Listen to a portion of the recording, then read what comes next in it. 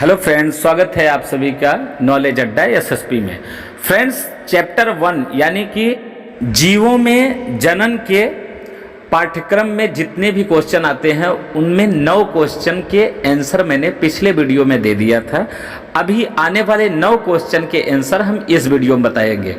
चलिए वीडियो करते हैं स्टार्ट। वीडियो स्टार्ट करने से पहले सभी से रिक्वेस्ट है कि हमारे चैनल को सब्सक्राइब कर लीजिए और बेल आइकन को क्लिक कर दीजिए, जिससे हमारी सारी आने वाली ज्ञान भरी वीडियो आपको मिलती रहे बिल्कुल मुफ्त में। 10वां क्वेश्चन है, व्याख्या करके बताइए कि अर्धसूत्री विभाजन तथा युग्मक जनन सदैव अंतर संबंधी यानी अंतरबद्ध होते हैं। इसका आंसर है अगुणित युग्मक हमेशा अर्धसूत्री विभाजन द्वारा उत्पन्न होते हैं तथा युग्मक जनन युग्मन निर्माण की प्रक्रिया है।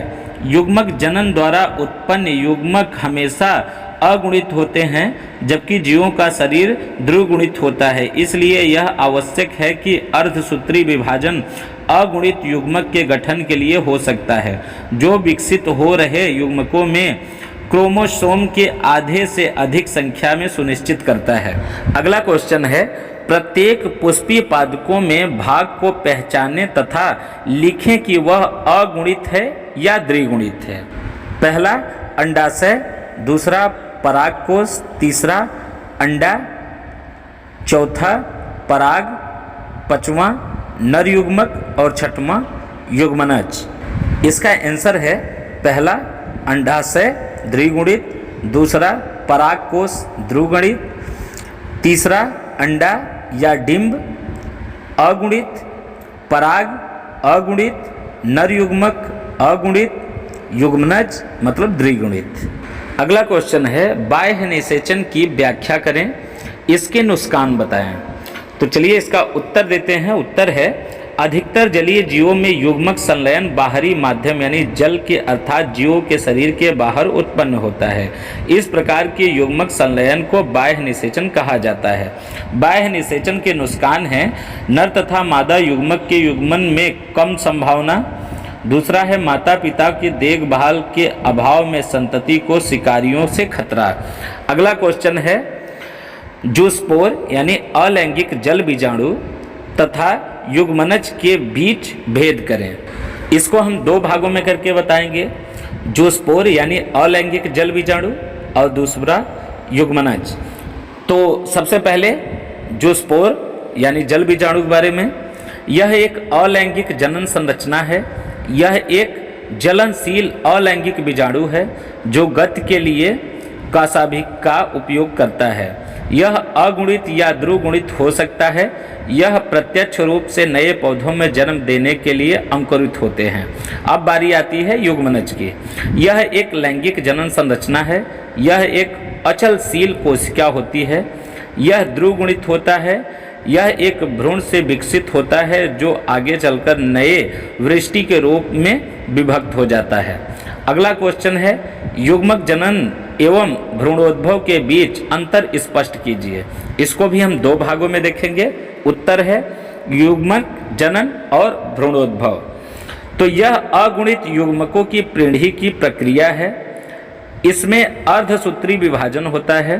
नर युग्मक को चलनशील बनाने के लिए आगे परिवर्तन की आवश्यकता हो सकती है।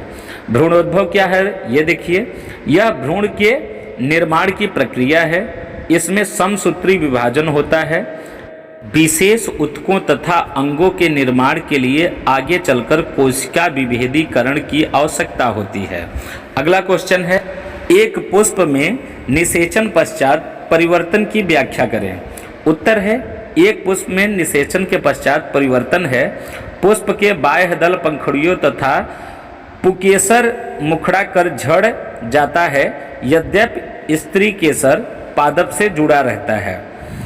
अगला है, युग्मनज भ्रूण के विकसित हो जाता है। अगला है, बीजांड बीज में विकसित हो जाता है। अगला है, अंडाशय फल के रूप में विकसित हो जाता है। अगला है, अंडाशय की भित्ति फल की भित्ति का निर्माण करती है, जिसे फल भित्ति कहते हैं। इसका कार्य फल को सुरक्षा प्रदान करना होता है। अगला क्वेश्चन है, एक द्विलिंगी पुष्प क्या है।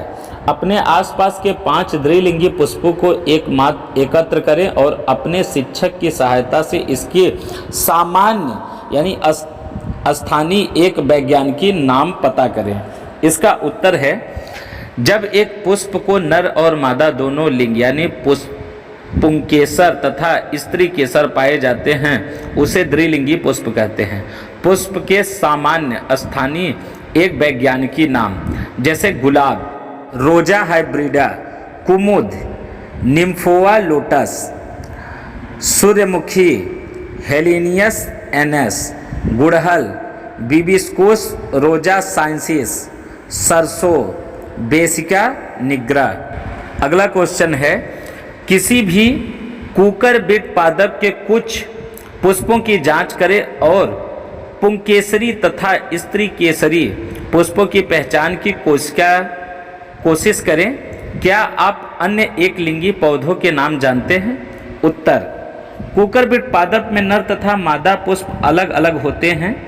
पुंकेसरी पुष्पों में नर जनन संरचना को निरूपित करने वाले पुंकेसरी के साथ उसकी पंखुड़ियाँ चमकीली तथा पीली रंग की होती हैं, जबकि स्त्री केसरी पुष्पों के मादा जनन संरचनाओं के निरूपित करने वाला स्त्री केसरी उपस्थित होता है।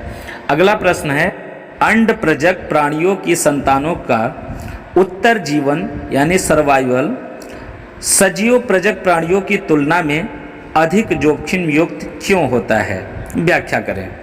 इसका उत्तर है, अंड जनक प्रजातियों का संतान का उत्तर जीवन अधिक जोखिम युक्त होता है क्योंकि वो मादा जनक के शरीर के बाहर विकसित होते हैं तथा विभिन्न पर्यावरणीय परिस्थितियों और शिकारियों के खतरे में रहते हैं, जबकि सजीव प्रजक प्राणियों में संतान मादा शरीर के भीतर विकसित करते हैं।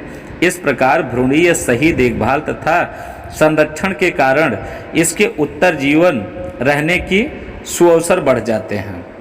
तो फ्रेंड, ये था आपका बायोलॉजी का लेसन 1 यानी पार्ट 1 का, जो जीवों में प्रजनन के भाग से 18 क्वेश्चन।